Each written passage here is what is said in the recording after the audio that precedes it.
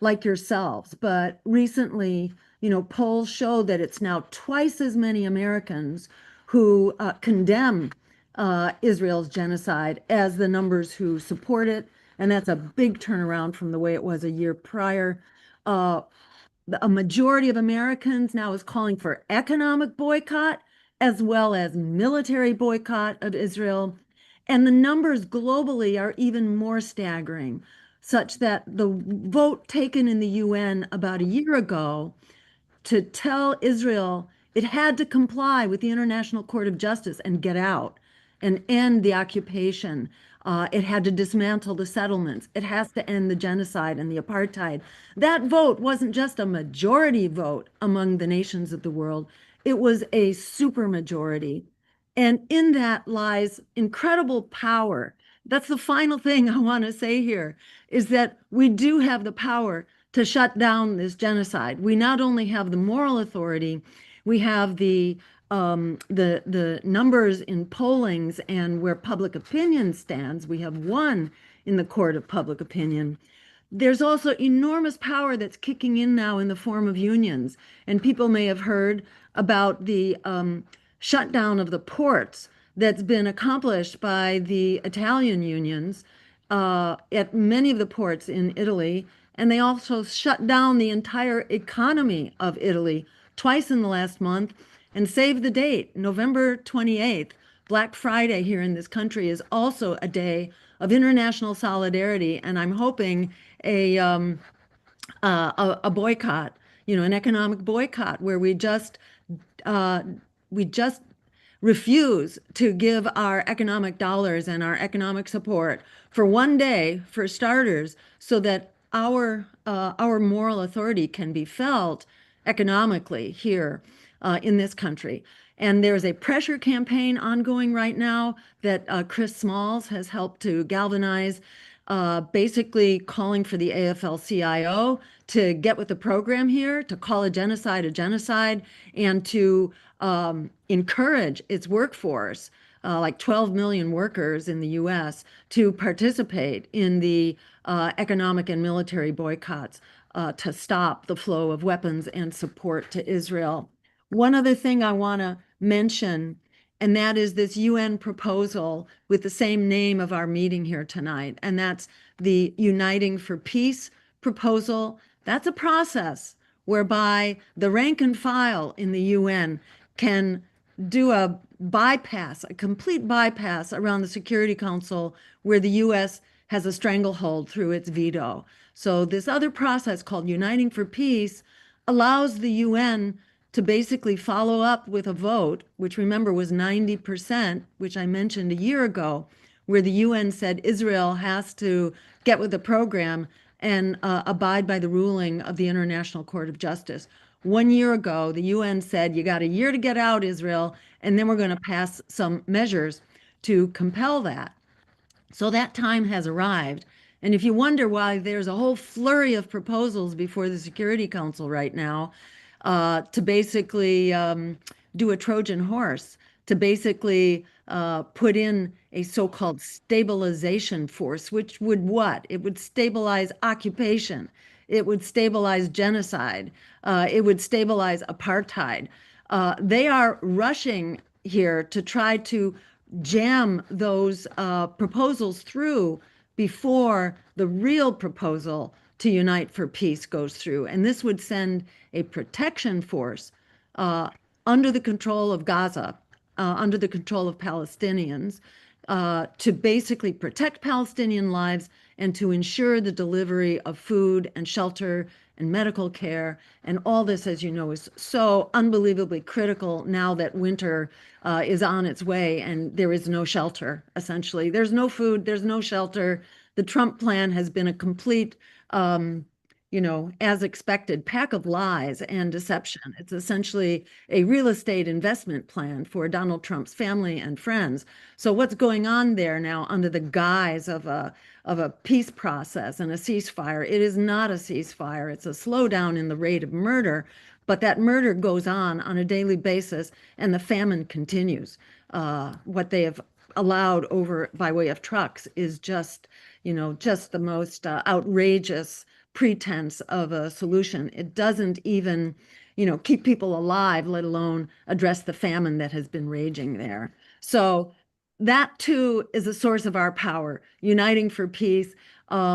We can do that at the United Nations as well as doing that here as just humanity, asserting our moral compass here on Black Friday coming up on the 28th of November, in sympathy with the strikes that will be going full bore in Italy on the 28th and 29th of November, plus the usual boycott, divestment, sanctions, and so on. So this is just to say we've got the power. Don't let them tell us that we don't.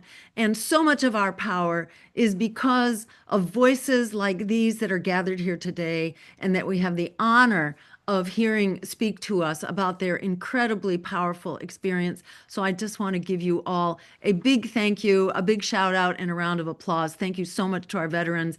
And I'm going to hand it back to you now, Ed, to take it from there. Thank you so much. So as you all know, today is Veterans Day, and for many, Veterans Day is a day of reflection, not celebration. It's a moment to ask, what does service truly mean if it doesn't defend humanity and justice?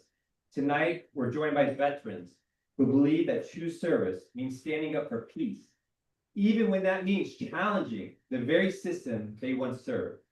These are veterans who witnessed the cost of war and now stand united for peace, from Iraq to Afghanistan to Palestine, reminding us that real courage is choosing humanity over harm. And I'd be remiss not to mention the devastation in Sudan, driven by the UAE and enabled in part by the US, a painful reminder that the fight for peace and justice extends far beyond any one border. So before we begin, I want to honor Airman Aaron Bushnell, a veteran who saw injustice and refused to stay silent. His final act wasn't for war, but against it, a plea of conscience in a world too comfortable with suffering. May his memory remind us that peace takes courage, and the truest form of service is standing on the side of humanity. Let's take a moment of silence for Aaron and for every life lost to war and oppression.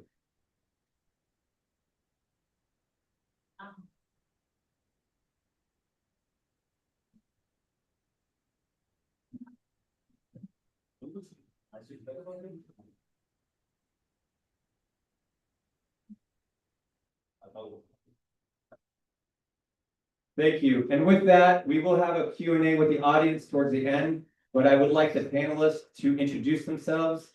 I don't think many need much of an introduction. The impact that you have had is just amazing, and it's truly an honor to be in your presence. I'm going to start with Josephine, if that's okay. Hello, my name is Josephine Guilbeau. I am a 17-year Army veteran and a former intelligence officer. I'm also an associate director at Eisenhower Media Fellows. I am here today because I am a witness to the genocide in Gaza, and I refuse to stop talking about it. Good evening. I'm Hani Nofal. I'm an 11-year submarine officer veteran. I resigned back in November of 2023 because of my recognition of U.S.'s complicity in Israel's genocide against the Palestinian people. And I'm also a Palestinian American. My name is Greg Stoker. I'm a former U.S. Army Ranger. I did 4 combat deployments to Afghanistan during the ill-fated and ill-advised and for-profit global war on terror, which we are entering a second phase of, with the warmongering surrounding the jingoism surrounding Venezuela. I am now an anti-imperialist activist and journalist, sometimes at Mid-Press News. Hello, my name is Brian McGinnis. I served in the Marine Corps 4 years, 2000, 2004. We were sent to Iraq. I was an LAV driver, gunner, and saw the whole country participate in occupation of Iraq. After the Marines, I got married to my wife, who's Palestinian, and found a place to put all these unprocessed thoughts and ideas of what I had experienced in the Marines through the eyes of the oppressed, and had a complete 180 and I've seen the light and now want to speak for justice. Good evening, my name's Anthony Aguilar, I'm retired U.S. Army, 25-year career, retired this past March. Shortly after my retirement, I was employed by the UG Solutions, which was the security component of the now defunded and falling apart Gaza Humanitarian Foundation. And I was in Gaza for about 46 days and witnessed the distribution sites, but also the systematic genocide that's been designed by the Israeli government, the Israeli forces, and complicit hand in hand with the United States government. And since my return, I have been a whistleblower for what I saw.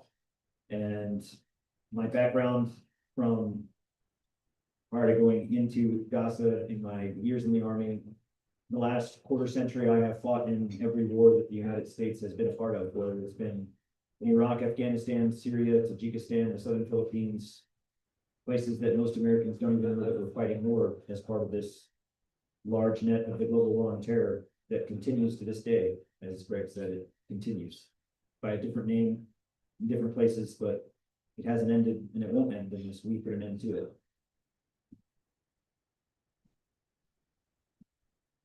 Hi, I'm Bill Tottenham. I'm a Marine Corps veteran, member of the Veterans for Peace, turned humanitarian activist and organizer, father, and a human, and that's why I'm here. And that's why I've done what I've done, is because I believe that no life is worth more or less than another, and definitely my life is not worth more than a child's life, and a Palestinian child's life at that. So yeah.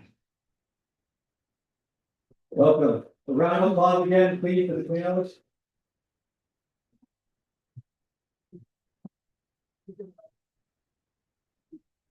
Give it a chance to get some tea and some hydration. All right, Josephine, can I ask you the first question, if you don't mind? What moment made you realize that serving your oath meant standing against the system that you once served? Yeah, the processing of what I've experienced, I think overall my intentions are the same because I joined the military for economic reasons, but I truly believed what our institutions were telling us about what we were doing and why we were doing it. And when you listen to, this sort of programming inside of America, especially towards the military, it's like, and you really believe it, it's hard to say no to, right? It's hard to not want to do that because we are convinced that we're protecting the people, we're defending the people, we're ensuring the people here are safe. And so that's the oath we took. That's what it means when we say we took an oath. And for most of my military career, those are the things that I thought I was doing. I really believed that I was doing that. Only to realize that I really had been tricked. And, I was a pawn and being lied to. I was being lied to about what I was participating in. But that intention remains true now. My service to this nation, the ideals that I hold and principles of humanity, the values that this country has the potential to hold, I still hold that oath true to my heart. Thank you, Josephine. Would anybody else like to answer that question? I'll go ahead and answer. As far as the reason I joined, very similarly, rooted in the principles that I had an idealistic approach in terms of the mission set that I'd be doing and the way I'd be contributing. And I grew up in a background where I was very familiar with the situation overseas. I lived in Georgia for many years when I was a child and visited many summers growing up. And the way I saw it was, it's better for me to be on the inside and be able to communicate the perspective of people that would be affected by the war fighting effort, whatever that is and whatever position I was in. But obviously the certain lines I did get cross for where my principles lied, and I recognize that as a commissioned officer, a leader in the organization, I didn't have a choice to be able to change decisions that were being made at the policy level by the elected officials, by the political appointees that were presenting those those policy mission sets. So I had to make a choice at that point. I could either continue supporting that instrument of national power to continue to project our foreign interests, or I could resign. And so I chose to resign to be able to use my voice and speak out and raise awareness for the situation and our support of the foreign interests. Thank you. So this is for anybody that likes to answer. How did witnessing war or occupation firsthand change your understanding of courage and service? I mean, I guess this was a journey when people ask like what turned me like against US foreign policy. It was education, it was I guess an awakening of the educational variety. Took over like 10 years. It started with, being the top tactical operations center, like kind of plugged into what we call the kinetic strike targeting cycle, or I'm not sure if they updated that verbiage at all, but basically like where you just like cycling through drone like targets for like drone strikes. And, just like the 16 guys who are still rotting away in Guantanamo Bay with like very thin, I can't even call it like really circumstantial evidence at all. I mean, that's just who was being targeted by Obama's policies, which were way more violent, not just in terms of the amount of quantity of strikes, but also the operation tempo for special operations direct action missions went up significantly under him. And so just seeing and recognizing, because then I became like, started to go more into like human intelligence pipeline by being like a field interrogator for my unit. And yeah, where there was just a lot of operations, which we would call dry holes. It's just, it was mandated by command that you have to go out, even though we're supposed to only be targeting high value targets. But on like certain days, like 9/11, there'd be this mania, like you have to go out and you have to quote hit something. And even though we didn't have any actionable intelligence, so they're just like hit known, likely suspected. So it was the drone strikes and also literally being terrorists on like hitting targets that we didn't have any actionable intelligence on. So you go in at night, maybe offset by like 5 kilometers so they didn't hear the helicopters or whatever, and then sneak up, put ladders, mount snipers on the ladders, cut the door, and everybody wakes up with like giant armed night vision people in their rooms. They're just screaming, and sometimes, the doors get destroyed, the windows get broken. And I just remember one time we absolutely annihilated this compound. It was like not annihilated, like destroyed it, but like a lot of damage was done for nothing.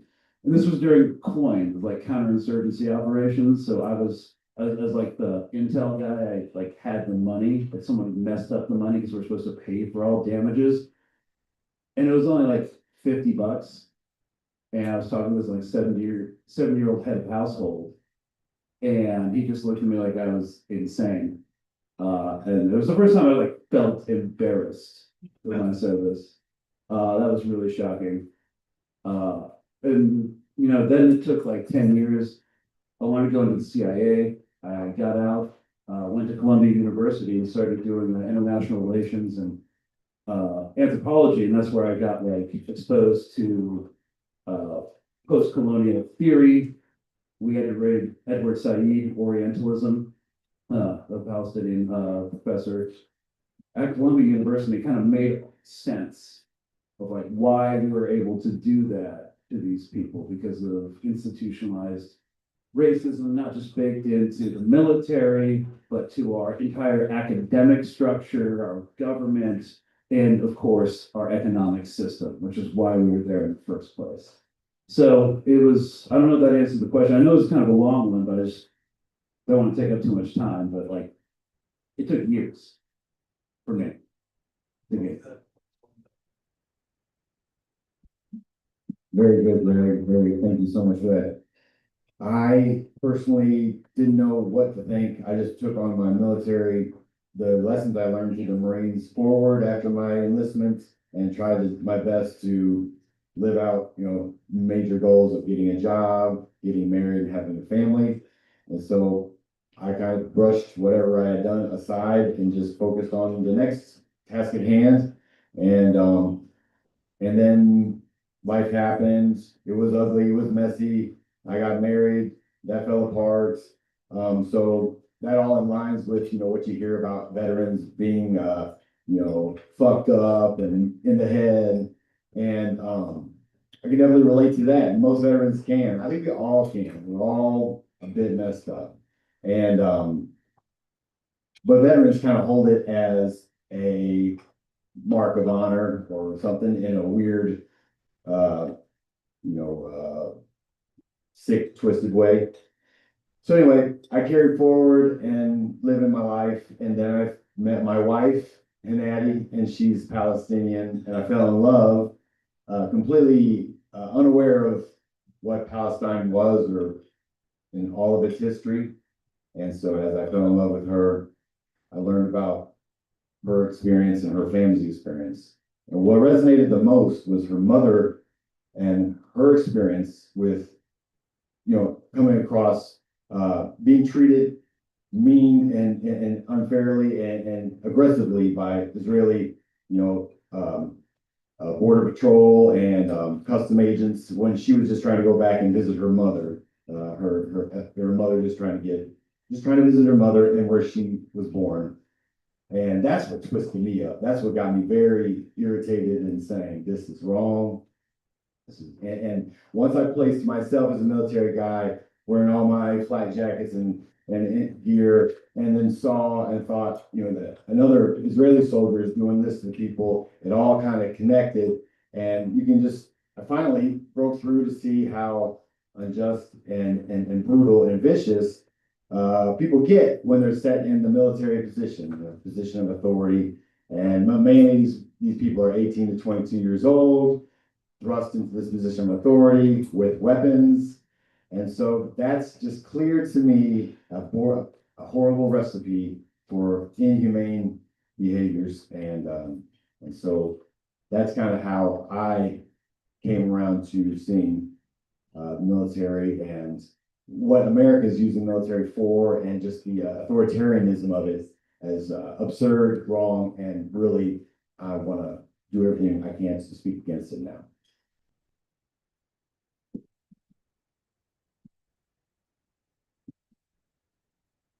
For myself, I don't know if you've ever gone to a museum and you've seen a portrait, and as you're looking at it, you feel that no matter where you turn, it's looking at you. You ever experienced that? So as I sit here right now and Pearl Bailey is staring at me off of that wall, you can see, never find yourself until you face the truth. And I served in the Army for 25 years. I don't have an excuse. I deployed to war after war after war after war after war. And in doing it, the power behind the military industrial complex and in our culture, of what our culture has become, is that it's romanticized, going to war, serving your country. And at no time did I take an oath, or did anyone up here take an oath to a king or to colonialism or imperialism. But we did take an oath to our nation, and we feel that what you're doing is in line with your nation's values to protect your nation. I watched the World Trade Center come down. I was in New York when that day that happened, and the visceral anger from that if we don't fight them there, we will fight them here. Right? You've heard that. I mean, that's what I told Yes, myself. I've heard it every day. We don't fight them there, we will fight them here. And you search for that.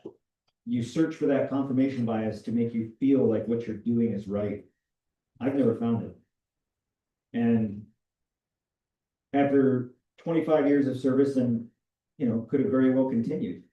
A lot of it for me was not leaving it because of what would my identity be? Who would I be without this? I joined the Army at 17. I mean, I joined the Army before I was even old enough to vote. And in my last assignment, which led me to the point where I decided that I did not want to be a part of becoming even higher ranking in this machine. In Afghanistan, we'd been there for years. You said you've been there, you deployed 4 times to Afghanistan? Yeah. Every time I deployed to Afghanistan, it was not a 20-year war. It was 20 years of 1-year wars. We changed our policy, we changed our strategy every time. 1 year we were training village militias. The next year we were training elite commandos. The next year we figured out it's going to be a combination of these things. And year after year after year of seeing it, myself and others that said, this is not working. This is not working. And this will fail. And military leaders lied and lied and lied and lied, because what came out of that war was the creation of 16 additional general officer positions in our military. It's hard to walk away from that and feel like you're either quitting or that you're, in a way, being a traitor to your country. So for me, that's why I stayed. But on the final days in Afghanistan, we decided that we were going to have to go into Hamid Karzai International Airport, HKIA, to pull out the last of the diplomats and the last of our equipment, basically shut it down. I was the battalion commander for the headquarters battalion of the 18th Airborne Corps, the element that spearheaded the staff to be there to withdraw. And in those moments of us trying to figure out how to leave the most powerful military in the world, held captive by the Taliban, who we said we defeated year after year after year, and the emerging ISIS Khorasan, or ISIS-K, that was emerging in the wake of what we had done. And as we got into that last plane and that last aircraft and that last C-17 to fly away, the great United States, who did we negotiate with to make sure that we would leave safely? The Taliban. The enemy that we said was so bad. We negotiated with the Taliban and begged them and paid them pallets of money in agreements to leave everything behind. That wasn't an accident. We begged them that as we leave in our last aircraft, don't shoot us out of the sky. That would be embarrassing. Let's not have another Vietnam. Let us leave, and let us leave under our terms. And the Taliban agreed. You've probably heard this quote before, but there's a quote out of the book, "And the bear went over the mountain." And in that moment, we were standing there, as we're standing in this tent, as everything is getting ready to go. Days before was the Abbey Gate bombing. 16 Americans were killed needlessly. And we're standing with Taliban commanders, men that for 20 years we fought against, who we said were the most evil of the evil. And here we are negotiating. And I had said to this man, I said, much older than me, he said, you know, I've been fighting imperialists since before you were born. He said, and you're no different. He's like, you Americans and the Russians and the Brits and who's going to come next, you own the watches, but we own the time. It's true. Because our military intervention, time and time and time again, Iraq, Afghanistan, Syria, soon to be in Venezuela, we do it for the wrong reasons. And when it doesn't work out, we leave. And we don't build nations, we destroy them. If anybody were to say right now that Iraq is a better country than it was in 2003, I would say you're ignorant. If anybody say that Afghanistan right now is a better country than it was in 2001, even under the Taliban then or now, it's ignorant. To say that Syria is better than it is now than it was, ignorant. To say that the United States is more secure now than it was on September 10th of 2001, ignorant. It's not. We're in a whole new world of danger that we've created, and I was a part of it. So part of me in speaking out in what I witnessed in Gaza and what's happening to the Palestinians is because I love our country, and I don't want to see my children die in wars fought for colonial, iconoclastic, idiot leaders. Excuse my language, but what they are. What was the bad word there? Was it iconoclast or idiot? Greg,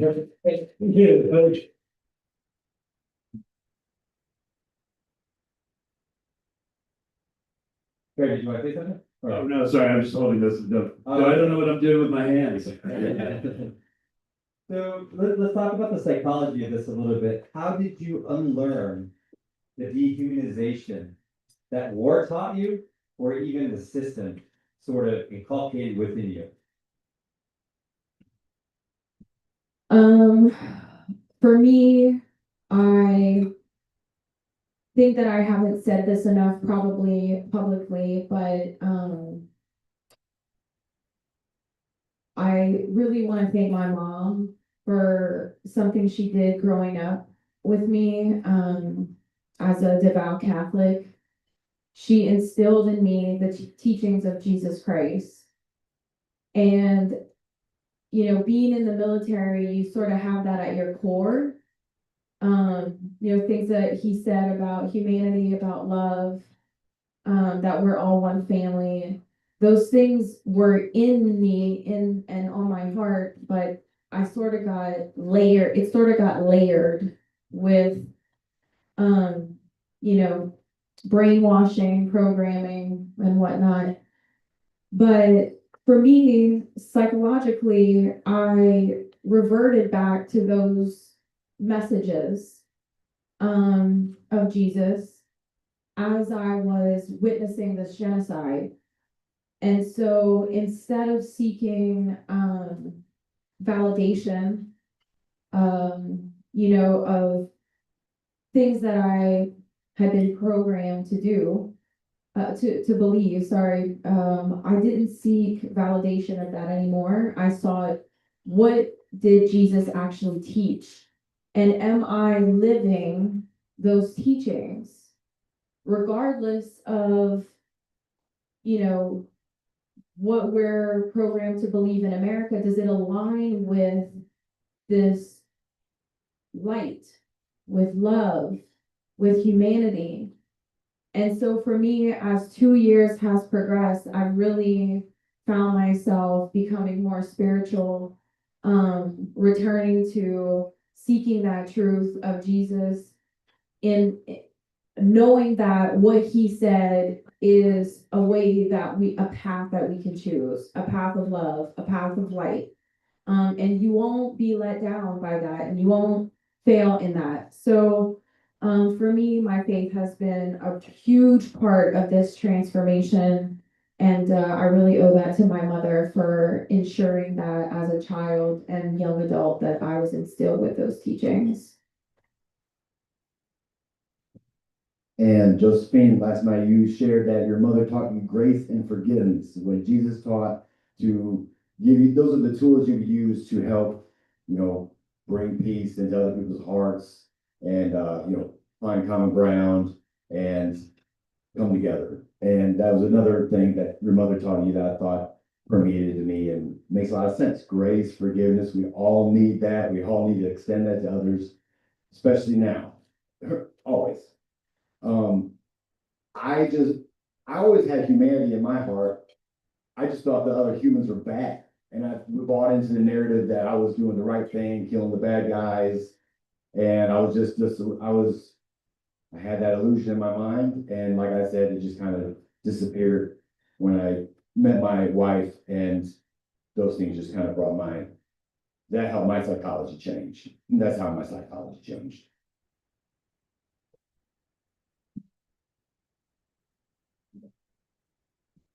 Yeah, it was definitely multiple factors for me on my unlearning. But I think what really set it all in motion, in short, was empathy.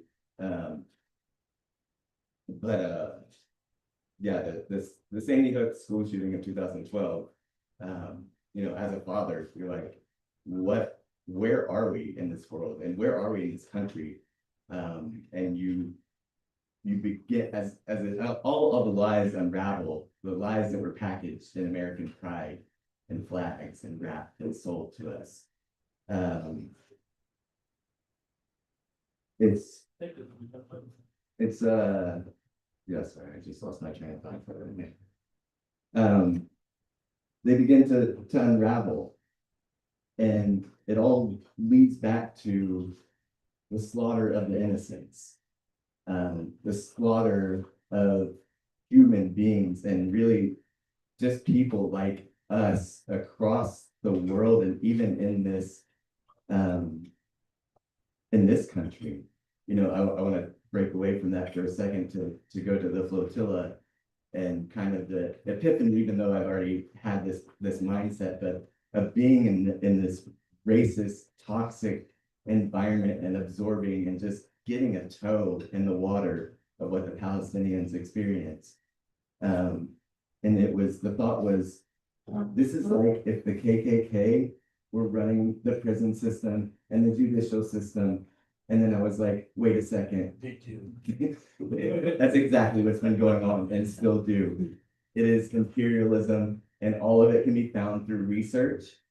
But shedding the pride, right? Getting back to unconditional love, asking ourselves and each other those moral questions. You know, when I was on the other side before that, I was not a good person. I had strayed from the North Star of my moral compass.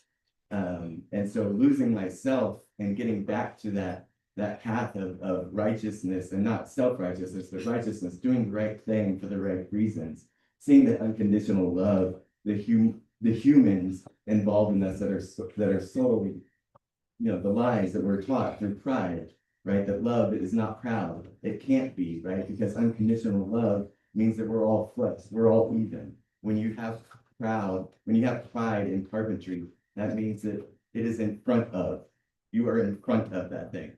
You can't have equal unconditional love through that. And so, you know, I think it's hypocritical of us to seek unconditional love from a God and not in turn reflect that. And so, yeah, really just researching social media was big on. I was one of those that was really passionate on the other side. So being pushed and questioned, finally, like that passion took me over the edge to research on my own and to shed Fox News. And so, yeah, and really just to shed my privilege and experience life in a less privileged way than I grew up through kind of a anthropology kind of way of my own, going back to the snooty high school that I went to, coming from the family that I came from, to go back as a custodian and to see like what that was like for custodians at a snooty high school, and to see life differently. But along the way, right, the Black Lives Matter movement, seeing innocent of human siblings slaughtered just because of their race, and to see the attack against the LGBTQ community, and just to see the marginalized people and the attack that this elite class, time after time after time again, who has hijacked right now this government, and for a while, right, I'm not trying to overlook the fact that this country was founded on racism. I'm not, but this country has been hijacked, right, by fascism. And so that was kind of the unlearning curve with some other details that I'll not include here. So yeah.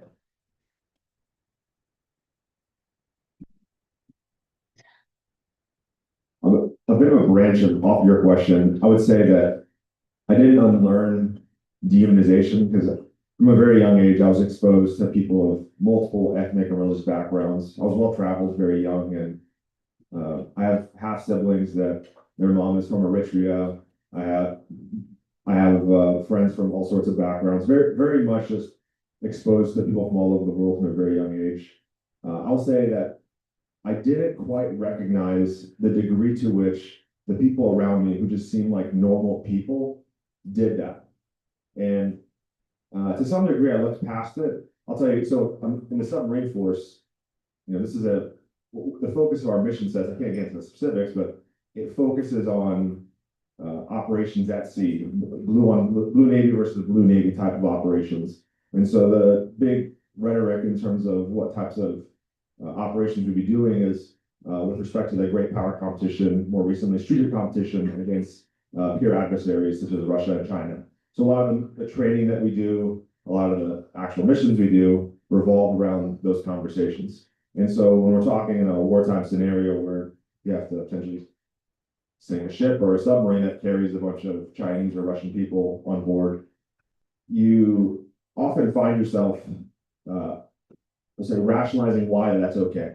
And I would say, in terms of conduct of warfare, where there's an agreement and it's obviously there's a justification behind the war, there's an assumption here. You could say that, hey, they're on a wartime vessel attempting to conduct offensive operations against you and you're defending yourself, and that could potentially justify some sort of wartime operation. But that being said, the rhetoric that was used in these scenarios by leaders in dehumanizing the other guys, they're the bad guys, they're the ones that are out to get you, and obviously enlisted are the ones that are listening to that rhetoric, they're going to have adopt that mindset, and over time that just normalizes that dehumanization.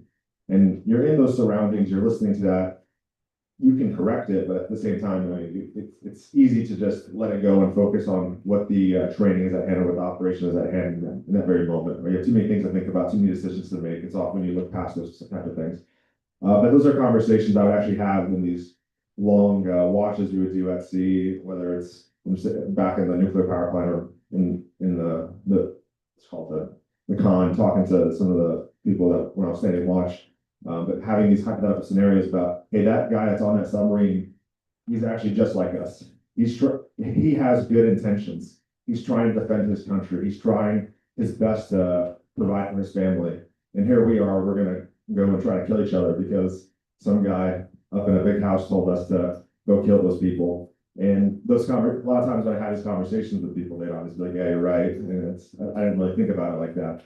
And so it's one of those things where when you're talking about conduct of warfare, it's a hard balance to strike. And I think if more people started with humanizing each other, regardless of how different they look or the language they speak or the God they believe in, then we probably wouldn't have to have these kinds of conversations like we're having here tonight, and people just focus on actual defensive wars against the couple of bad actors that exist in the world.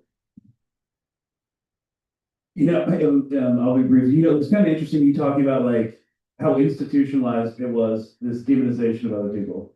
Obviously that's always existed, and especially in like infantry or just like light dismounted infantry. Like maybe a lot of people come from rural areas.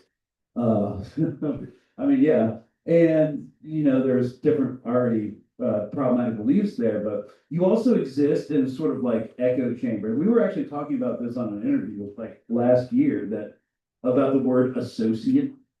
It's the word associate. Okay, so basically, intelligence is not information. It is processed information that meets like mission requirements to inform operations, right? So there's like different jobs. I kind of did some collection, which is I collect the information, write a report, and then like an all source analyst like Josie would take that and like image intelligence and other stuff and turn it into a product for presentation. And then if you're going to like make a kinetic drone strike based off of that, it would have to be like presented to Jet, like a lawyer, in order for them to sign off on it. And every step of the way, from collection to analysis to clearing, was institutionalized racism in like terms that make you automatically think someone's worse than they are. So if I was, talking to a couple guys and I've determined like these guys need to come with us because they're like Taliban foot soldiers or whatever, I would use the word associate. He's someone's associate. So he comes to, or he's put on a target list or a target deck, and you look at the word associate and just take it for granted. And then like this entire machine of violence is just like based off of these words and already preconceived notions that are actually completely baseless. And it was while I was doing that, and I was not directly involved in like the drone strikes that were happening. I was watching them go off on the screen, and I was just like, there is not really a standard of proof for what's happening here. And I've just been reflecting most on that like today, because I met like one of the legal reps of guys still in Guantanamo Bay, and there are definitely a number of guys who absolutely, no one should be there. The place shouldn't even exist, but absolutely should not be there. And we can't admit our mistakes, so they're just doomed to rot away forever. And now with the expansion of ICE, the ICE is involved in the potential plans for expanding Guantanamo Bay as a potential deportation hub. So, the war state and the police state at home is, never, there's never been any daylight between them. And it just seems more and more likely, like the next forever war is going to be waged here. There might be some, land strikes or limited engagement in other parts of the world, but it looks like it's here. And that's something that should be hugely concerning, because everything ICE does reminds me of what we would do when we had zero intelligence, but we're told to hit stuff. That's why they're rolling up, like, they don't have any actionable intelligence on like actual MS-13 or criminals. That's why they're showing up to court dates, because they know that they'll be there. It's lazy, and so are we. And if we accept the premise that fascism is imperialism turned in on itself, like I see a lot of kinships between like direct action special operations missions and ICE raids, like literally. And now for some reason they have ops corps helmets. Well, I don't want to get like down a whole rabbit hole, but like their physical fitness test is 15 push-ups and like 32 sit-ups. Okay. I'm like, I haven't worked out in forever, and I could still probably do that. But like, they have equipment now that only Rangers, SEALs, Marine Force Reconnaissance, and Special Forces had, even 13 years ago. But now they're decked out in this like cosplay operator stuff, and that's a message to the American population that they are going it's kind of what I view as terrorism. That we are going to now get the full brunt of what we did for decades, centuries overseas. And that was part of my education process for sure. Rudy Giuliani could pass the fitness test to be a nice. That's how low the bar is. Not a high one. And he's hurting. But like for me, what motivates me and why I'll continue to speak out, sorry, is that the mouth this thing. Don't please. Why? So today I was up at Columbia University and spoke with the student body there, and I told them all, I said, your generation will save our country. If we look at now and we look at our administration to call them fascists, most fascists read. This administration doesn't even read. They're like Cliff Notes fascists. We take all of the cool things that fascists do, but don't actually study and understand. If you read the news today, just today, in the United Kingdom today, one of our longest and closest allies in the intelligence community, today have stopped sharing intelligence with us. That is a huge gap in our national security. Why? Because we keep blowing up boats off the coast of Venezuela without any justification. And they were like, you know what? We're not giving you intelligence anymore. You're not responsible. You shouldn't have this. And they stopped. That is a watershed moment in our relationship with a key ally. So now, who do we have to rely on for intelligence? Well, the intelligence of the government that has dragged us into every war that we have fought. That is not good for our nation. So when you look at Donald Trump, when you see the opposition, and I call it the opposition, right now, what I would think in terms of a call to action is that never interrupt the opposition when they're making a mistake.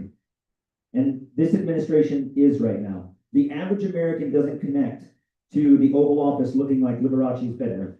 The average American doesn't connect to ballrooms being built while they're not getting food. There is a watershed moment. We saw that earlier this week in New York City when Nofal was voted in a mass turnout of election. And you notice that not one person from the far extreme to the other, not even the biggest name, not even the Bannons or the Giulianis or the other talking heads have said one thing about the legitimacy of the election because it was overwhelming. Votes matter.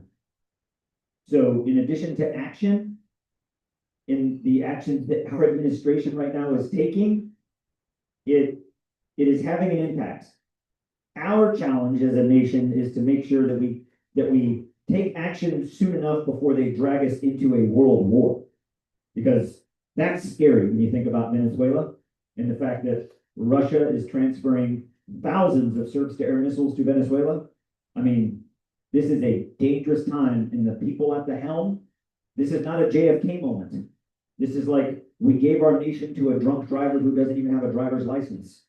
And it's scary, and we see it. So these updates that you see right now, go back and look at the USS Gerald Ford, moved out of the Mediterranean on its way to the Caribbean. The most advanced nuclear aircraft carrier in the world. And we put it in the Caribbean. Why? Because we have leaders that don't understand national security.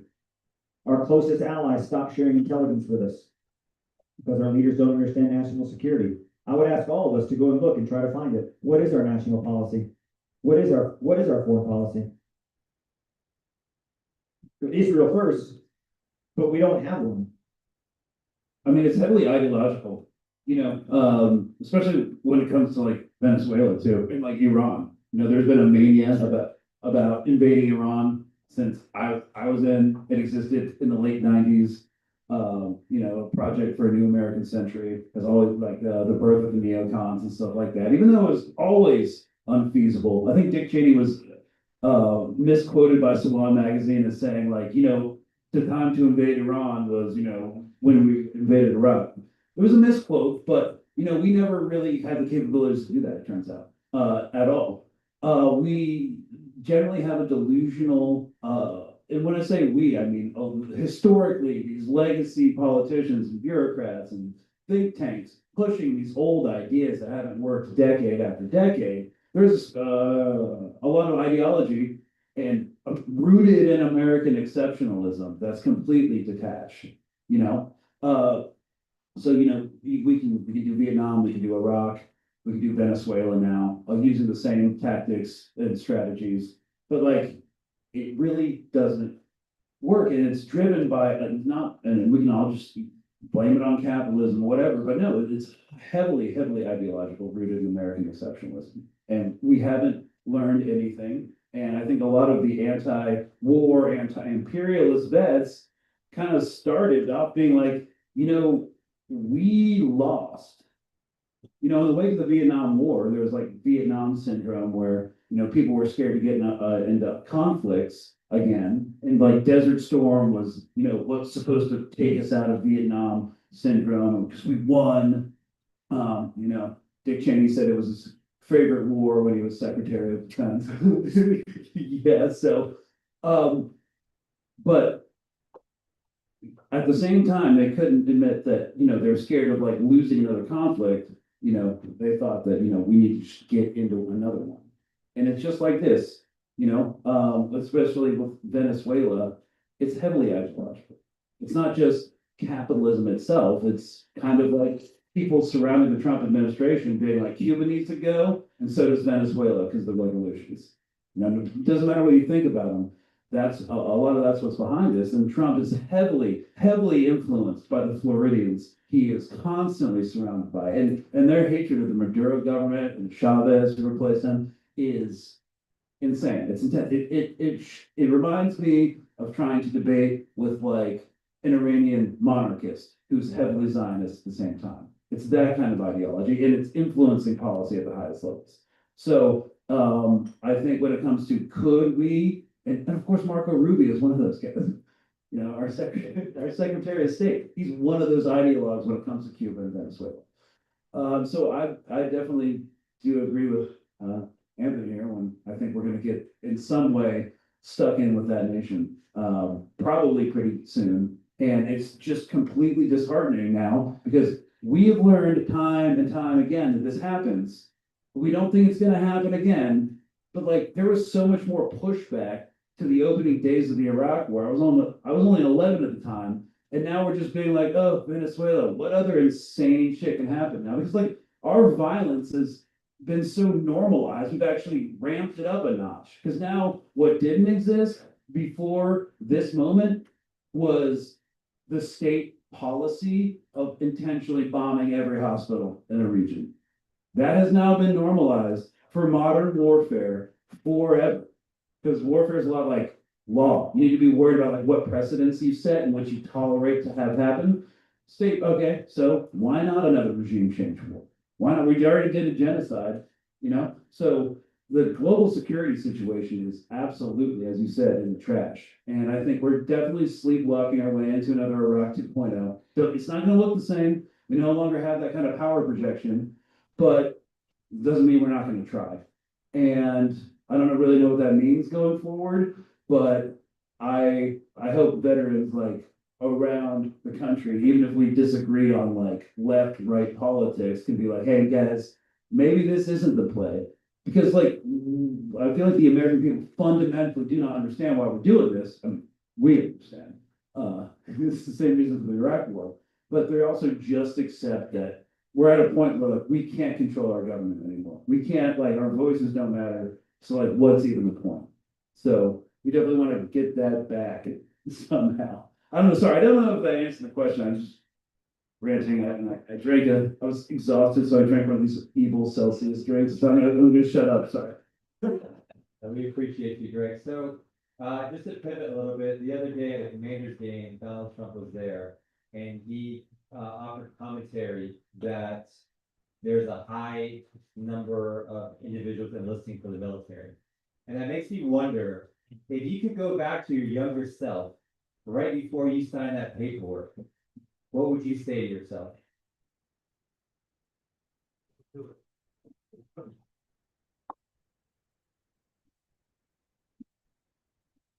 Um, you know, it's a question that I've asked myself. Would I change anything?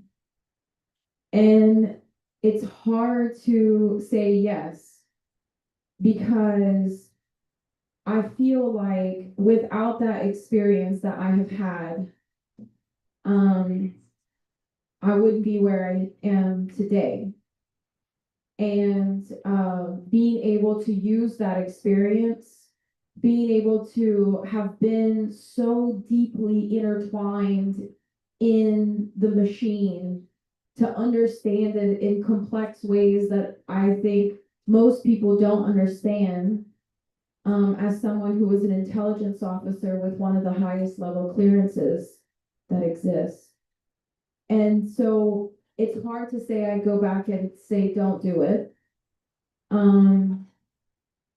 But I will tell my children no. My children, I don't find there's honor in joining the military. I think there's too much information that's available now. You know, as opposed to 2006 when I joined, I don't think, you know, we had technology, of course, and cell phones, but it just wasn't as available as it is now. And I think people really have the information now to make the choice not to be a part of this. And to your point about the numbers of recruitment, I'm not sure of the accuracy of that, but I want to remind everyone that many of us here joined through something what we call the economic draft, the poverty draft. We joined because we were poor. Jolly just walked in. I saw him do an interview where he said he joined the military because he was poor. I joined the military because I was poor. And right now in America, we have a lot of poor people. We have a lot. You heard Jill say 2/3 of Americans are living paycheck to paycheck. 27 million do not have health insurance. These factors factor into people joining the military. When you have no cards to survive, this is what they want. This is what they do. This is how they do it. It systematically makes Americans suffer to join the military. So this is just the reality of it. So as much as I can't change the choice I made, and I think, you know, it was destiny for me to go through what I went through and to be able to be here today and speak with that credibility, because you cannot tell me I don't know what I'm talking about. You cannot. I lived it. I did it for 17 years, and no one can take that away from me. But for the children now, for the 18-year-olds, 19-year-olds, I tell them, please don't join. Don't do it. I'll help you, you know, do something else. There are people in my community that have told me they want to join, and I help them find other paths other trades, other things they can do so that they do not have to do that. For the record, Josephine, we would listen to you anyway. You have that credibility. Yeah. What I would have told myself now when I joined would have been, hey man, you don't need this to prove who you are as a man.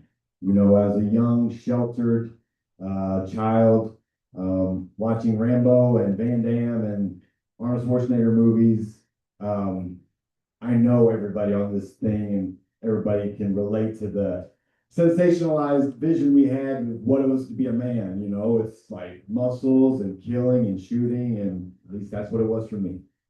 So when the idea of what to do after high school came up, and my friend was going to go to the Marines, it just fell right in line, and so that's what I went for. So I just tell myself back then that, hey man, this isn't going to make you a man.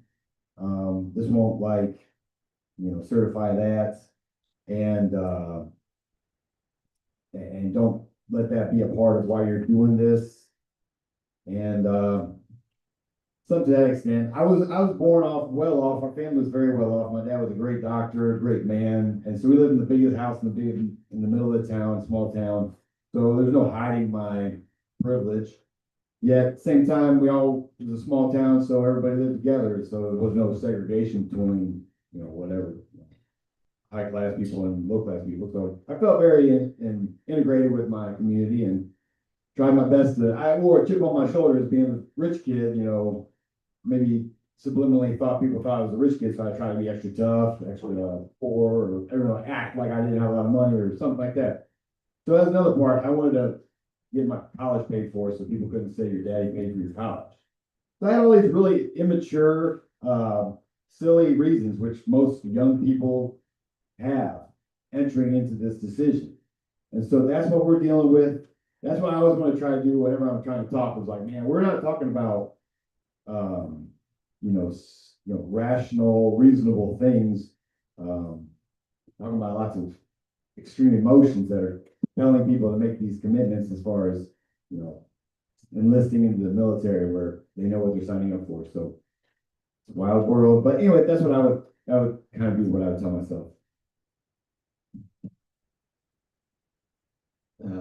Yeah, I think I would say question everything for sure. And I got entered in '98, so the internet was kind of coming on board. And I would say, yeah, do your research. And I would say read War is a Racket by Major General Smedley Butler. All right, we were taught about him in Marine Corps boot camp, taught about being the most decorated Marine of all time, but not taught about his politics, not taught that he said that he was a frontman for capitalism.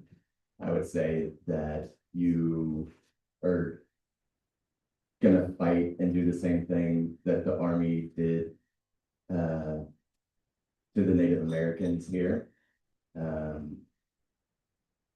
And that you're fighting for war pigs and war profiteers and the elite, that we have nothing, absolutely nothing in common with these greedy, inhuman, narcissistic, self-serving, only serving money and themselves, versus the rest of us that are humans that care about each other and serve love, because we follow our hearts and we're big-hearted people, right? And that's most of the people around the world. And I would say, go through it, because like Josie said, it's an experience that is allowed for so much, but that you'll be on stage here in DC in 2025, and you'll be talking about trying to end it, but right now, right, to end it all, right, and not ever again. But you'll be fighting to fight for the release of a 16-year-old American boy from Israeli torture prison, Mohammed Ibrahim.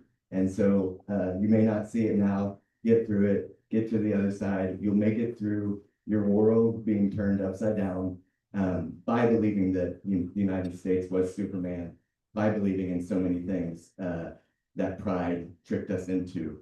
and get through it, because you'll find family on the other side of it.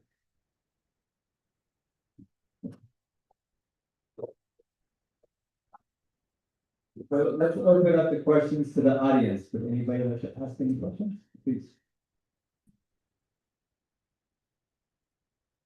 Any of you like to comment on the issue of refusing an illegal order? For example, the Navy commanders that are blowing up ships, has anyone had experience with that? And you touched a little on the sort of crazy people that are in charge, but what about the removal of JAGs and other guardrails from the military leadership? Thank you. As an officer and as a tactical and operational commander, a lot of those decisions fell on me, and oftentimes, especially in special operations, you want judge advocates, general JAGs. The good ones, they say, are the ones that find you a way to get to yes, not tell you no. The truth is, sometimes the answer should be no. And if you look at what's happening now with the removal of a lot of the attorneys out of the Department of Justice and moving in judge advocates from the military, what's very dangerous about that is that if you were an attorney in the military, you aren't unbiased or unilateral in your decision making, because the commander that you work for is the one that signs your evaluation report. That evaluation report is what dictates whether or not you're going to be promoted, whether or not you're going to succeed or progress. So the person that you're working for is also the person that you should sometimes be telling no, because I can give you any scenario that you can find in an operational or tactical operation where you can find a way to make it moral, ethical, or legal in accordance with the United States Code of Military Justice. There's not one situation that someone couldn't give me that a very good judge advocate operating under the notion of find a way to get to yes, don't tell me no, cannot find a way to connect the dots to make it legal. And that's what's really concerning, in looking how the judge advocate now, under the Biden administration, did not succeed, fell apart, and then under Hegseth it was removed, but there was this effort to remove the judge advocates general from the military chain of command and place them under a civilian authority within the military, to where your judge advocates, you have administrative, you have those that deal with, you didn't pay soldier Sergeant Johnson, you didn't pay your child support, like you've got to do that. Like you have administrative, and then you have, but your operational JAGs that provides guidance to commanders in war. I guarantee you, there is not one commander that would not authorize those strikes on those boats, Hellfires coming off the rails of drones, if a JAG didn't sign something that said, yes, you're covered legally. They're operating under legality that's Not present. it's not, yeah. And then the person that then gets to adjudicate that is the person that said to do it. It's the convicts running the prison. So it's dangerous. And the fact that we now have Supreme Court justices that are looking at those things and allowing those things to also happen domestically. I mean, the way I see it is that this is what I think Donald Trump's mindset is. And if you go back to Louis XIV, the Sun King, I mean, Donald Trump looks like the Sun King, but his famous quote was, La tête c'est moi, which is the state is me. I am the state. Donald Trump believes that the state serves him. We serve him, and everybody underneath him serves his end state. Now, he also has hedgelings in the departments that also think that the state serves them. And so they each have their little fiefdoms of power. The State Department, the Defense Department, the War Department, which The Department of War. which is just ridiculous.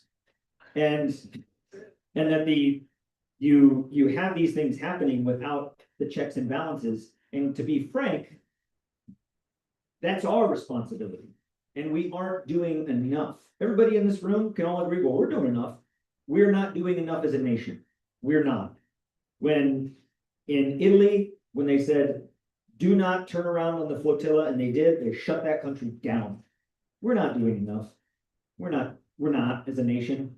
You shut down the West and the East Coast for a day, you get all the longshoremen to say no more, and you shut down the American economy, they will listen. We're not doing enough. So until we, the people, actually act like we, the people, they will continue with what they're doing. They will continue to find ways to make it legal.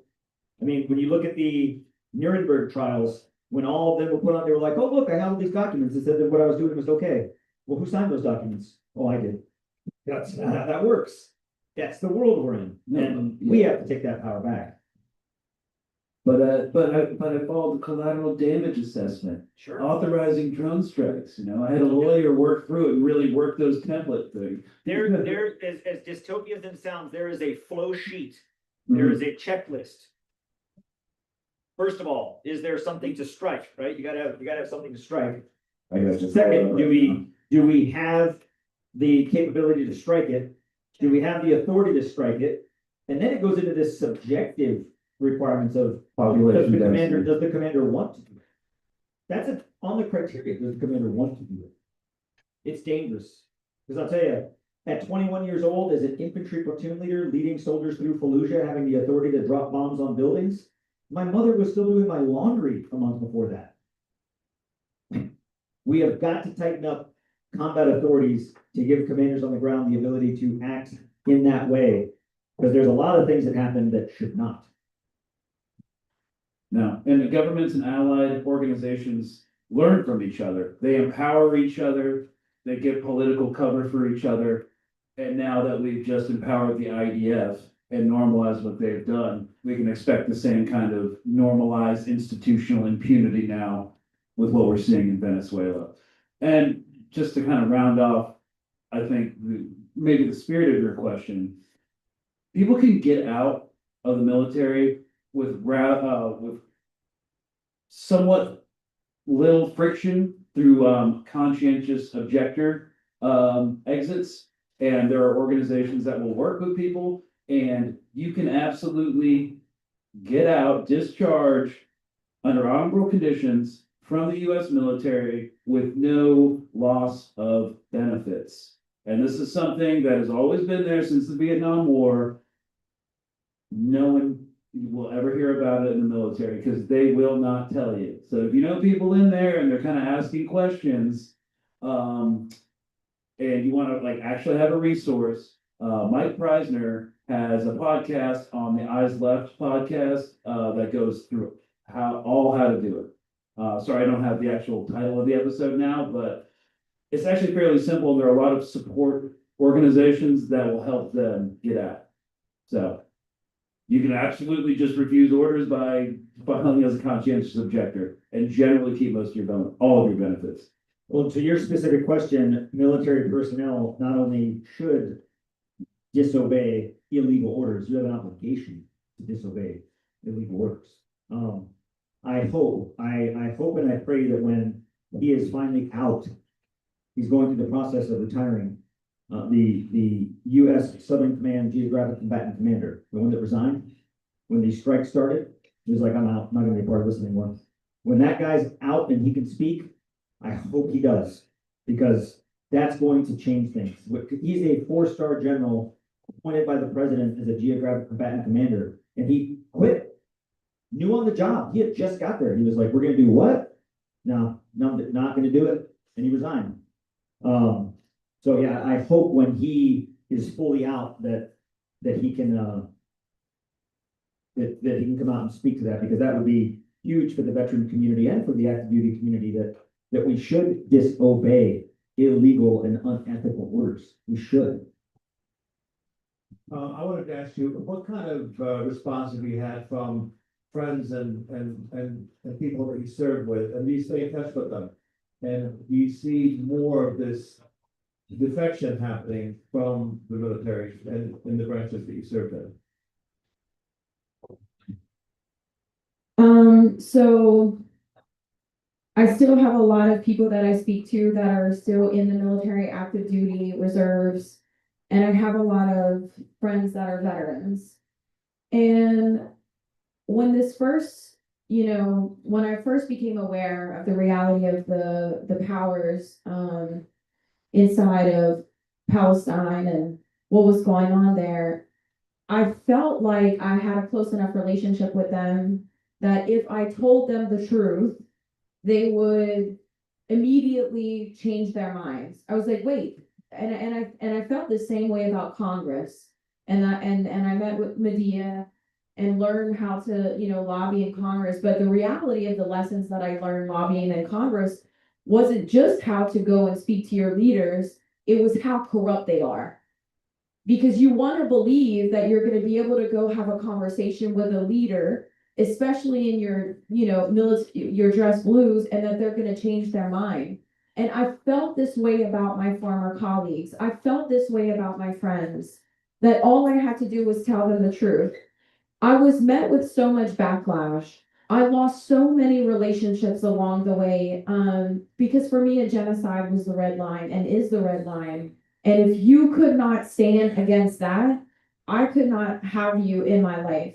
Now, when it came to my family, I haven't seen my family in 2 years. And for the first time, I'm going to see them for Thanksgiving. Why? Because they distanced themselves from me over me speaking up for Palestine. And more recently, after what happened to Charlie Kirk, they have completely changed their stance towards Israel.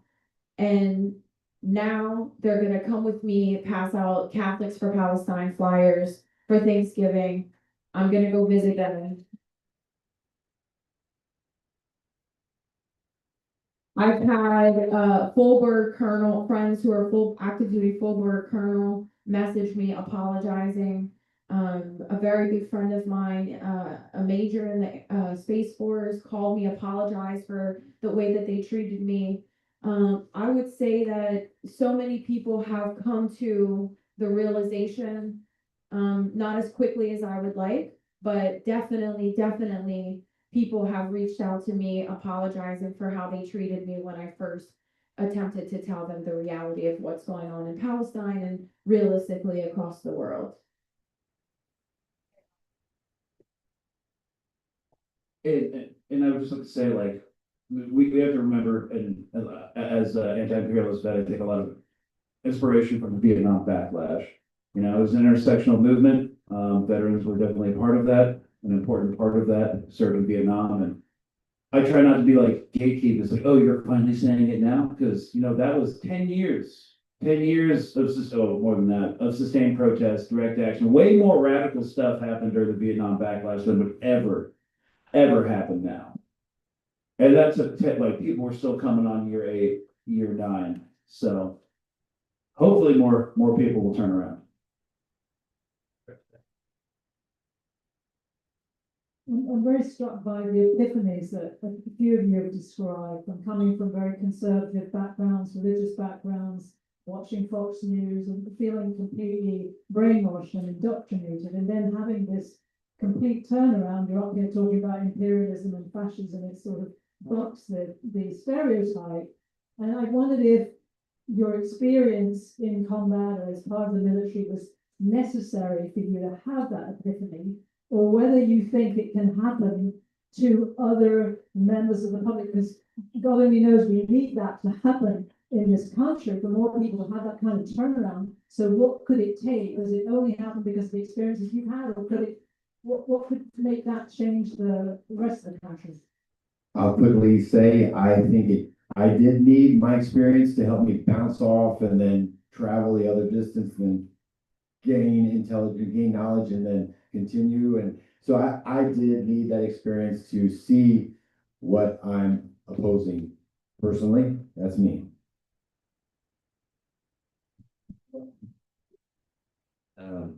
Yeah, I don't think I did, just because I was fortunate enough to not have any war or combat, as a burden to bear. But I think what my time did is it delayed me, as far as researching and finding out. It regrew and re-strengthened that pride and nationalism, that was taught right to us in boot camp, and right after we're broken down and built back up in their image, right? The brainwashing that happens before our prefrontal cortexes are developed. But yeah, I think it definitely has helped as far as giving me as far as a platform now, obviously, to speak to, because I think the people of this country respect veterans. The government never has, and we've seen that from the bonus Army March, right, to what's going on now with trying to privatize and take away veterans' affairs and the benefits that we have. So I think for everybody, it's different, but that question in terms of, for me, like, I would not be able to speak out in the way that I'm speaking out with the energy that I'm putting behind it if I didn't have the experiences, because in my mind, there are some out there that will absolutely go forward into the darkness unafraid with the belief and the conviction that they have, whether they've seen it or not. There's value in that. Me, I'm the type of person that, again, I've spoken out about Gaza and about what's happening to Palestinians, but there is not a thing that I have come out to say that is new at all. People have been speaking out about this for years. There is not a thing that I have said. But for me, I am willing to put my life into this. Like, for me, it's either I die doing it or we make a change, because I've seen it to the point to where, like, there is no doubt in my mind whatsoever at all. I don't care if my own mother turned against me in this, I would still move forward, because it's the right thing to do just as a human being. Now, I'm very fortunate that my family is incredibly supportive, so I don't have to worry about that. But for me, having to have the experience that I had through the military, in a way, it also gives some credibility that when you go to Congress, you walk in there and they try to tell you that you're a Hamas or you're a terrorist, or that you support an organization that's paying you to be a protester. It's like, I'm not. I mean, I grew up as a Republican. Probably, if had I not read a book in the last couple of years, I might have voted for Donald Trump. I lived the life this way. I'm not that. I'm you. I went to West Point, graduated from West Point, and served in the Army. I'm you, Congressman so-and-so. So are you Hamas? So in a way, it does give us some legitimacy. But for me personally, I would not be able to have the conviction and the courage to speak out had I not witnessed it myself. And for those that have spoke out without having to see it based on their conviction of humanity, I applaud that. I absolutely applaud that. As Greg knows, you've got dumb rangers and smart rangers, right? Jury's out on this one. Yeah. So, when it hit me, but I've been totally convicted to it because of the experiences that I have, to know that in all the places that I've been, there is nothing on this planet that I've seen that compares to what is happening to the Palestinians in Gaza and in the occupied West Bank. There's nothing that compares. And I can say that with conviction from what I've seen. So there's that. And I guess if there's any value of what I spent 25 years doing.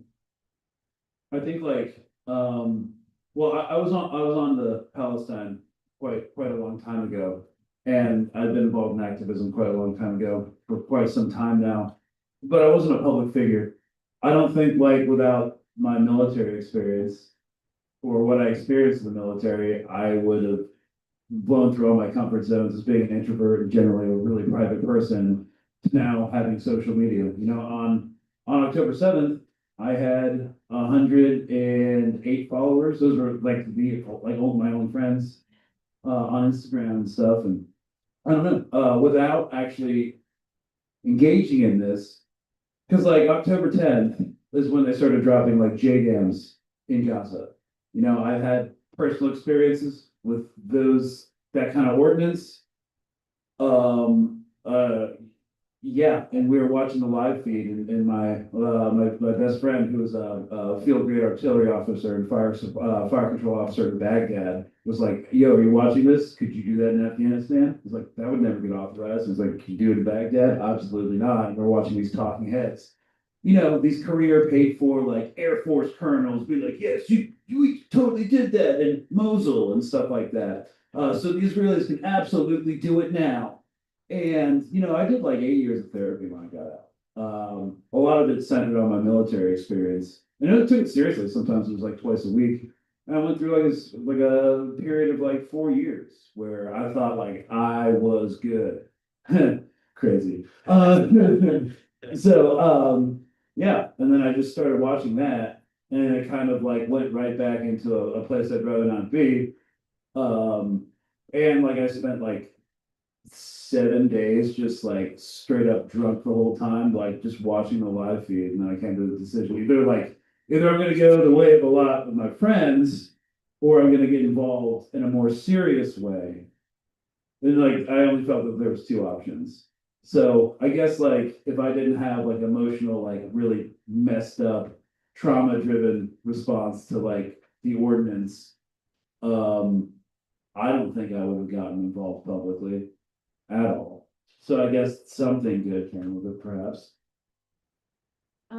To answer your question more directly about, do you have to have this like trauma experience, right? Because I think that's kind of what we're all describing, is the reality that we've all experienced something to a degree that has become traumatic for us to process after knowing, what it actually was.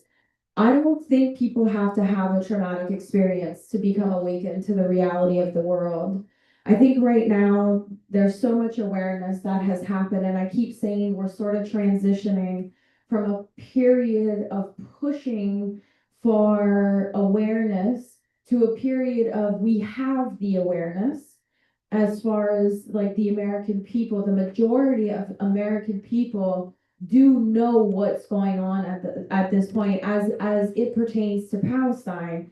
Now I think we have a long way to go to teach about other interconnections of imperialism and capitalism and so forth. But at the very least, I feel like we have that awareness as far as the plight of the Palestinians. And now we have to move into this transition of collectively moving together in that awareness with the same message of what we want as the American people. So I don't think it's taken, a traumatic experience like what we have for all of these millions and millions of other people to come to that same reality that we have when it comes to what we've done in the Middle East and what we're supporting when it comes to Palestine. So I think anyone can be in the circumstance to become aware of the reality. Good question. First of all, big thank you to all of you. That's all I'll say. Very good, thank you. Number two, first round's on me. Anything you want, you'll take your order. And number three, I guess we started, Jill Stein made reference to Stein Bushnell. I'd like to know if you happen to know what the reaction of the military community at large was to Aaron Bushnell's last message, and how he took his life, and what impact that had. Preferably if you happen to have if you have a pulse check of members who are actively serving and how they felt about what he did in his message. I think you two were actually active duty at the Yeah, time. yeah. So. Yeah, at the time, I was actually the chief engineer on submarine in the shipyard. Most people that worked in the shipyard that I was part of the same command of, they had to park like a mile away and walk in, make sure of the work site. But as chief engineer, I got to park right in front of the office. So actually, after that happened, I brought up the concern with the CEO of the unit because I said, hey, if this enlisted person felt that way, there's a potential that other enlisted personnel feel the same way. At this point, I had already resigned, but I was still awaiting approval on the administrative chain for my resignation to go through.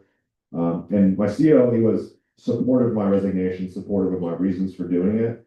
But nonetheless, we didn't share perspectives at the time. So we had a healthy relationship, but obviously we didn't agree on things.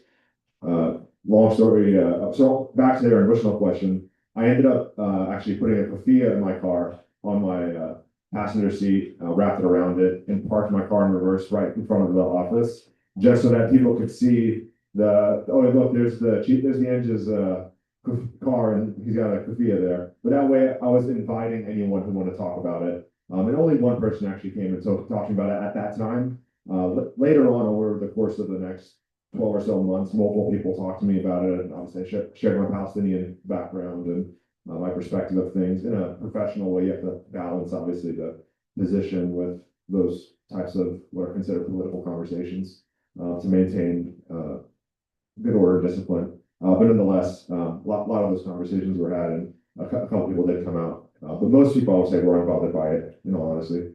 Just those few that were very bothered. Yeah, I'd take it a step further. Not only were most not bothered by it, it was suppressed by the military, at least from my perspective, being active duty. When that happened, there was active suppression in discussing it, and the imagery or the talking about it. I something that hit me later because I'm just starting to realize more and more about how our news and how our media is complicit in a lot of this. But we all ever heard of the Armed Forces Network, AFN? So when we're all deployed overseas and the only channel you can get is AFN, AFN doesn't have its own channels, it just broadcasts different channels. The news channel that is always on AFN is Fox. So I'm serious, it's how it is. So when the in the your orderly room or in the army, where you're at, the unit TV on, it's on Fox, and Fox was suppressing that by order of the government. Don't show that. It was from my experience, it was not only not talked about, it was actively suppressed as almost gaslighting. Hey, everybody, you're aware of what this person did. If you're going through things too and you need to talk to somebody, it's like I think he did that because he's tired of being complicit in a genocide. Like, I don't think it's, I think he was crazy. I think he doesn't want to stand for a genocide anymore. So, but they try to paint that picture and it's nefarious and we see it. But yeah, from what I saw, it was largely not only just not talked about, it was actively suppressed from what I saw. I interviewed a number of lower enlisted from different branches. And what I mean by lower enlisted, like specialists, privates, just like 19, 20, maybe 21-year-olds.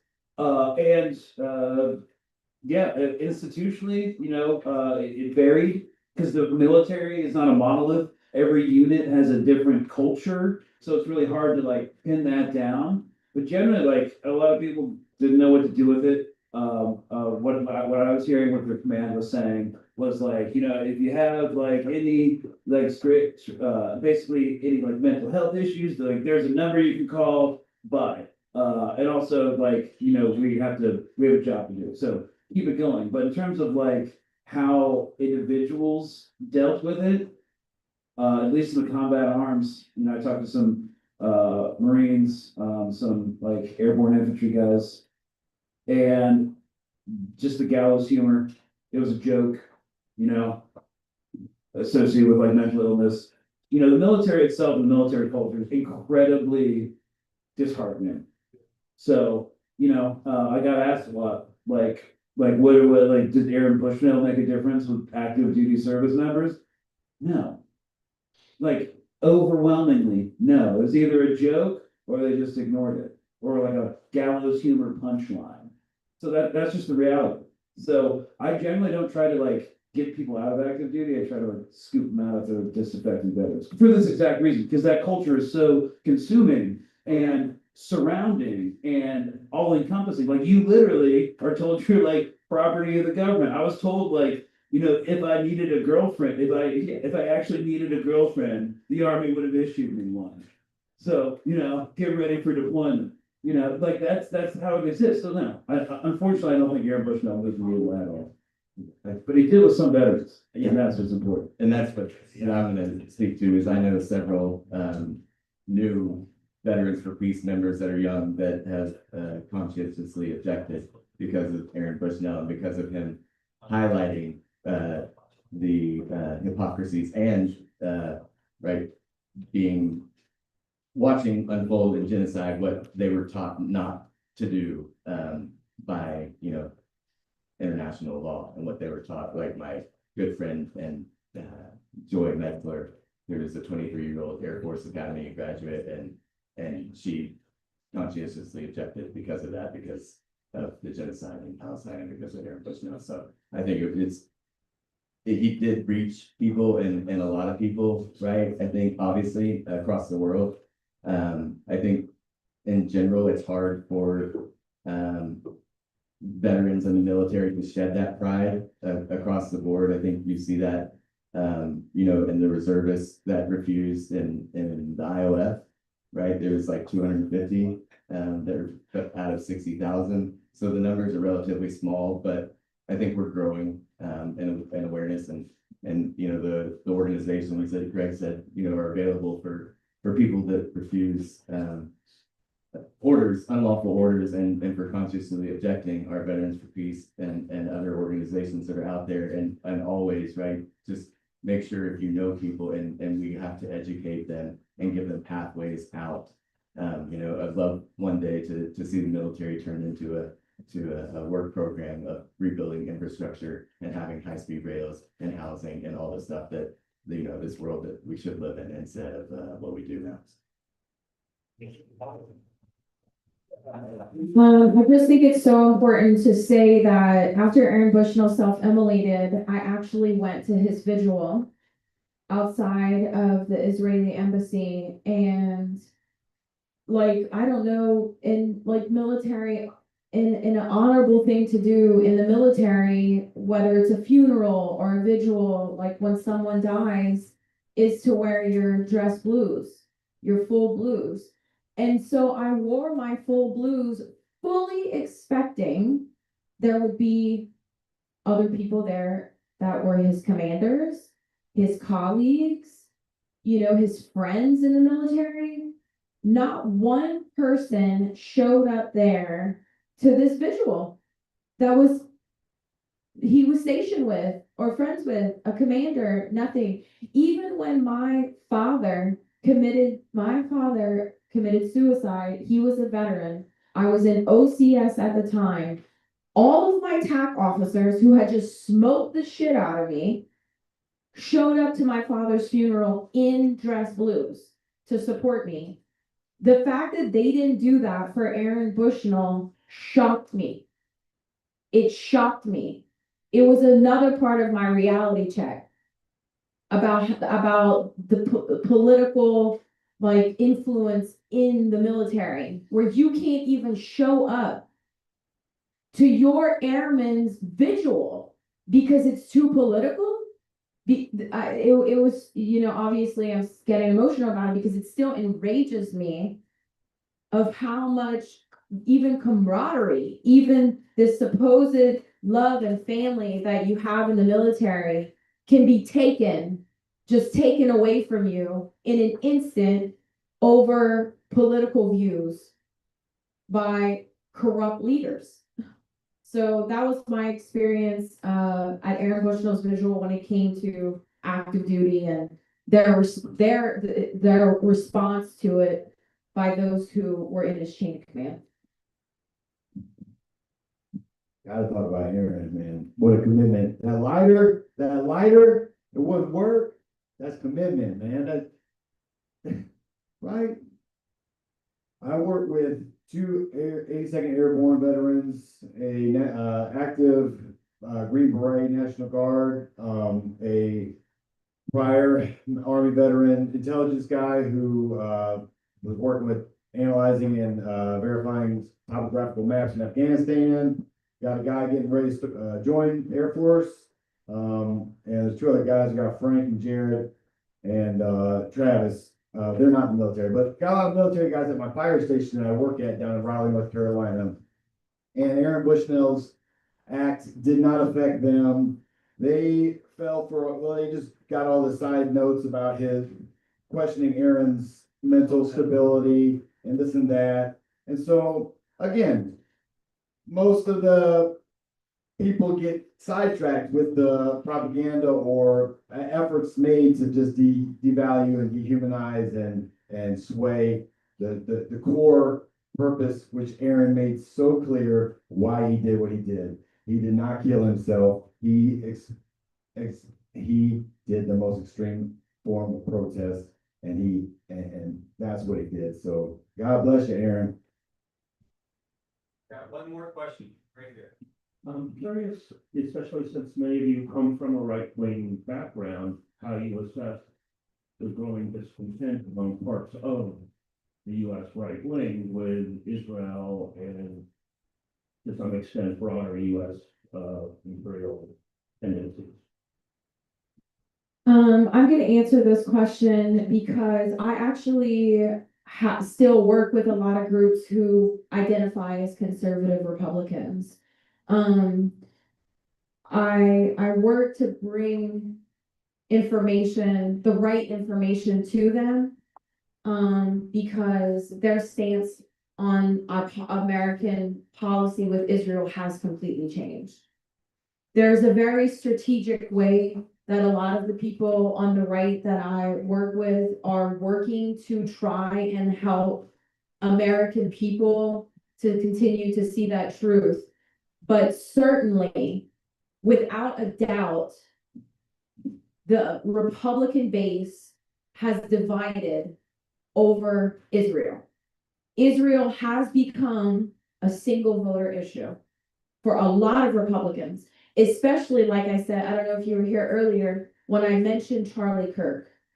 My Republican family completely changed their stance on Israel after what happened to Charlie Kirk. And that has that domino effect, especially among the younger generation of conservatives, has validated something they already knew. They already knew our unwavering support to Israel was wrong. They already knew that us sending this money to fund the bombs was wrong. They knew that, but what happened to Charlie Kirk validated it, now allowing them to have a platform that they're using to speak out against Israel. And that's why we're seeing so many conservative voices going against this, the Israeli is our ally narrative.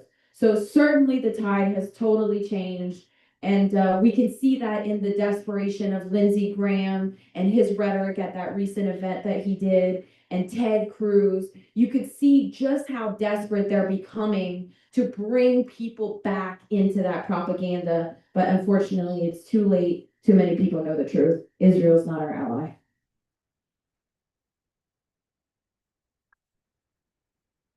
Yeah, so my background and family, not political at all, just FYI, I'm the most political people from my family.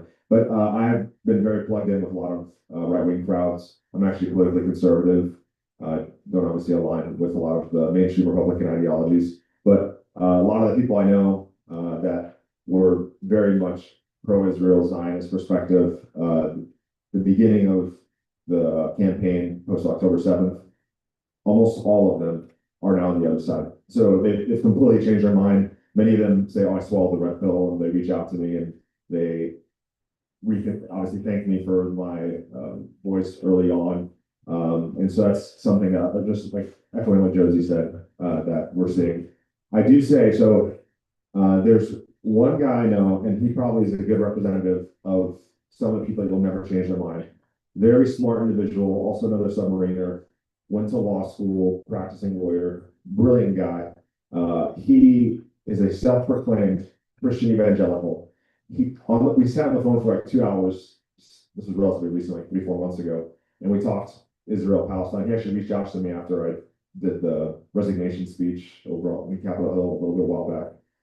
And in our conversation, he explicitly acknowledged Israel's committing genocide against Palestinians, no doubt. But they're still God's chosen nation. And so even though I don't understand God's plan, I have to acknowledge that they're God's chosen nation, and that's just part of my belief system. And so we're dealing with people, even at the highest levels of education, very smart individuals. They have this indoctrination where they believe that the actions of Israel, from a international law, human-made law standpoint, can be looked past on the basis of religious dogma. So that's a really hard thing to unravel with these individuals. And the point I often make when I'm talking to these people is the term Israel is just a word. I could call this cup Israel. Does this make this cup chosen? And so just to help them realize, obviously, this concept they have. Number one, it's rooted in a false narrative of biblical scripture. But even if you assume that biblical scripture is 100% correct in that narrative and interpretation, the label of the state of Israel, the secular state of Israel today, is literally used as a tool to be able to use this rhetoric to be able to brainwash people just like that. So I don't know how you get around that. Yeah, I was just gonna say, it's I'm gonna answer it like this, it's a multi-pronged approach. I think we have to ask the deep, penetrating moral questions and reminding people that we're humans, that Palestinians are humans, and what's going on with humans. Also educating right through about the truth of the occupation and the creation of Israel and the Nakba. And so we have to meet people where they are in their education fronts. It's a multi-pronged approach, and we have to try these different avenues, like Uniting for Peace, right, as a certain avenue with the UN, and at the very least, organized to put pressure on the Security Council countries and incoming Security Council countries to not accept this false stabilization force of being proposed by Trump and the axis of evil.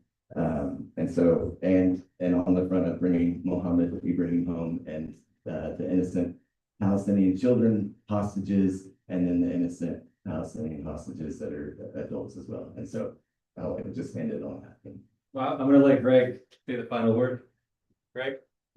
And take us home. Oh, okay, sure thing. Well, I can't really comment on the last question. I'm now a militant, dirty leftist, but I did grow up fourth generation Army, all East Coast liberal elite officers who always vote Democrat. So just goes to show you that it's a bipartisan system of war, and what we need to be doing is actively working, reaching out to people on the disaffected right and the disaffected left. I'm sorry, I'm calling liberals the left, but this is a unique opportunity with Chuck Schumer, following the tradition of Sons 2, when your enemy's making a mistake, absolutely interrupt them. So so we have to be reaching out to all disaffected people and trying to get them on side and trying to teach them about why this is happening.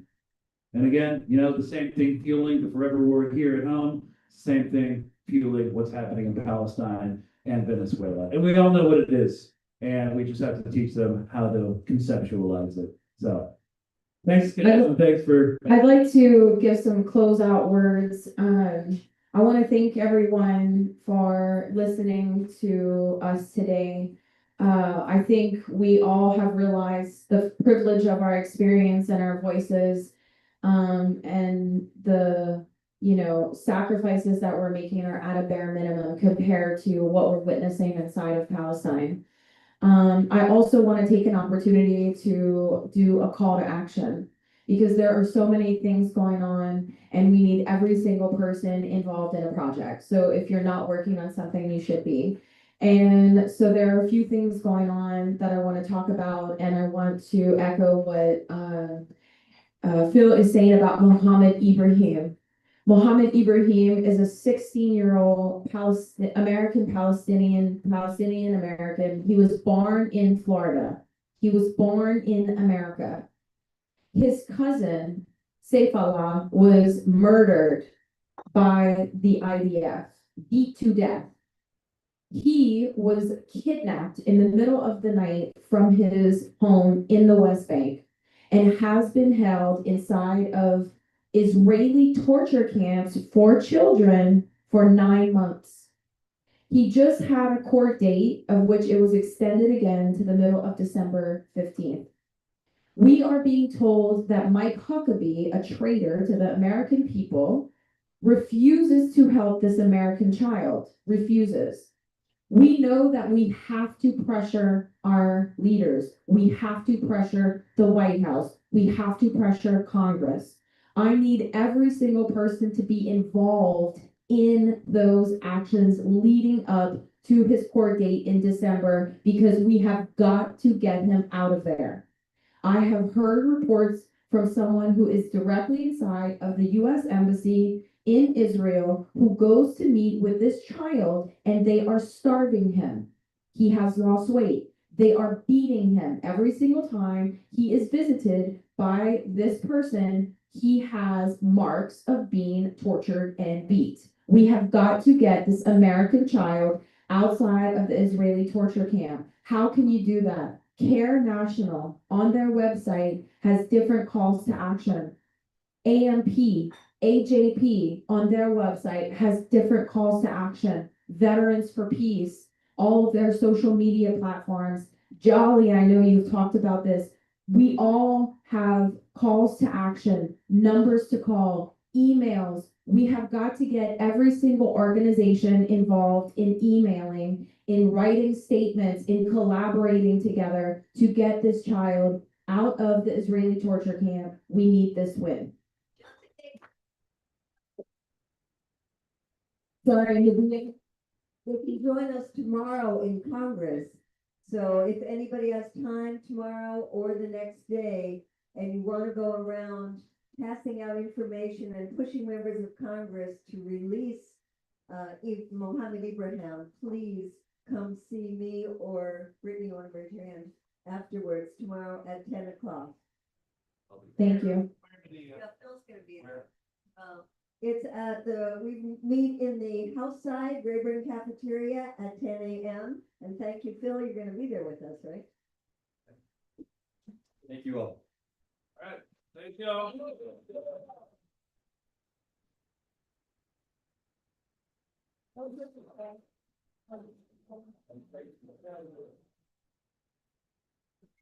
Oh, wait, do we, I wanted to say. Does Jill want to make a final statement? Sorry. About what you're.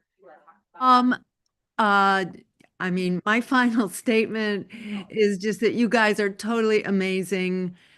To remember that we have won in the court of public opinion. You have won in the court of public opinion. Power concedes nothing without a demand. We have to keep bringing that demand right home to them. That's exactly what you're doing. That's what we're doing together. We need to just be reminded that we are successful. We have transformed public opinion. Your voices are the core to that success. Keep doing what you're doing. I hope you all run for office. I want to be able to vote for candidates like you. And your power is absolutely unchallengeable. You're really the best voices that we have out there. So keep doing what you're doing, and everybody out there should just remember that we together are absolutely unstoppable. We are going to win this. We have already won in the court of public opinion. Now we just need to bring that win home. You're doing all the right stuff. We have a very corrupt political system, so it's going to take a lot of work. You know, this is empire. Stopping the genocide in Gaza means standing up to the empire. But when we win this, we win it for us all, and we're going to go on to win other things after that. So thank you all so very much for being here tonight and sharing your incredible wisdom and your vision with us. Thanks, everybody. Good night.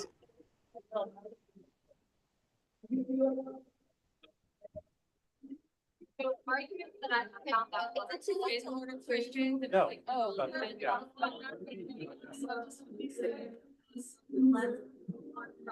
Yeah.